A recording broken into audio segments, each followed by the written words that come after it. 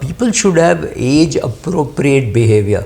What I mean is, I found a 21, 22-year-old boy asking me for retirement tips, and I said, why are you asking? He said, no, I want to retire early, fire. He's heard all those words.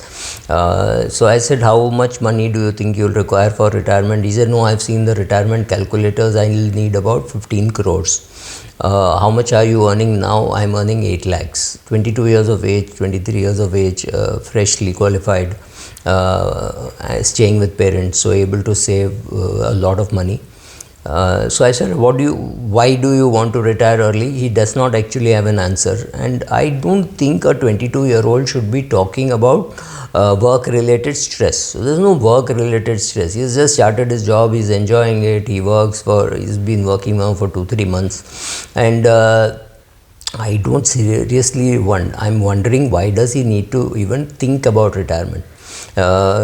Sometimes I feel that I could have thought about retirement earlier and done something better, but it was not too bad, right? Retiring at 40. What I mean by retirement is to say I have to create enough corpus so that I can be financially independent in my career. I will still have a career, right? So I think people don't appreciate enough that the word is FIRE, financial independence to retire early, right? FIRE. So I think you should not concentrate on RE till you're 45. Concentrate only on FI, because once you're financially independent, maybe you're financially independent at 32. Does it mean you're going to retire? No. It just gives you the strength to do the work that you wish to do and the work which you enjoy, right? So you choose to live in the city, whichever city that you want to, you choose the kind of work that you want. All those are the privileges which you get because you're financially independent. That does not mean you have to retire early. So this young boy, I said, don't even bother about thinking, because then it becomes an obsession. So he's staying with his parents. He does not want to take a house on rent.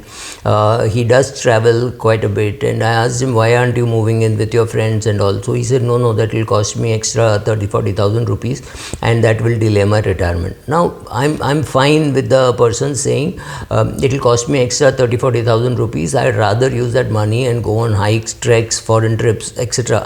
That's fine. You want to stay with your parents, that's a great idea. I am not saying any of these things are bad, but to be obsessed about retirement at the age of 22, he's not even had his 23rd birthday, is, I think, a mad obsession, which to me makes no sense. But then it is less senseless than this person who wanted me to talk about, wanted me to give a pep talk to his daughter about how she should study, what she should do in life, etc. And I thought she must be in 7th standard, 8th standard. She turned out to be in 3rd class or 4th class, right? Something like that. And I thought it was shocking, because I have no clue what to tell a kid that age. So I go back and see what I would have done if I were in class 4 and my mother got some motivational speaker to come and speak to me about how to study.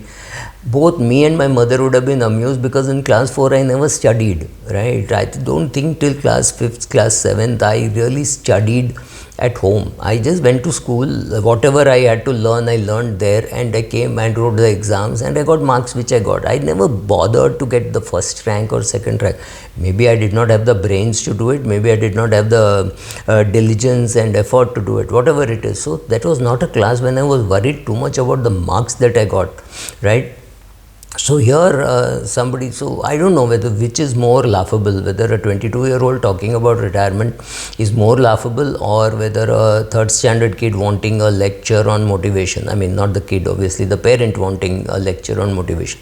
These are the kind of parents who go to the PTM and ask, is my kid in the top 10% of the class? I actually have heard this in a KG class PTM, where the parent was asking, is my kid in the top 10%? And I'm just wondering, what competence does the teacher have, what tools does she have for her to measure and say, yes, your kid is in the top 10%, which means if there are 70 kids in the class, is he 7th rank, right? That's what you're trying to ask. I mean, if there are 50 students, you're asking, is he 5th rank?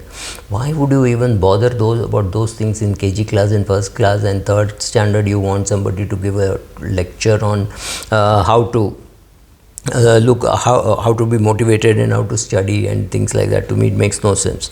So I would rather at 22 worry about what skills I need to add to my life, what making friends, going out with them, making mistakes, maybe testing out alcohol, going for parties. Isn't this what a 22-year-old is supposed to be doing? I don't think I even could. I couldn't spell the word retirement when I was 22 years of age.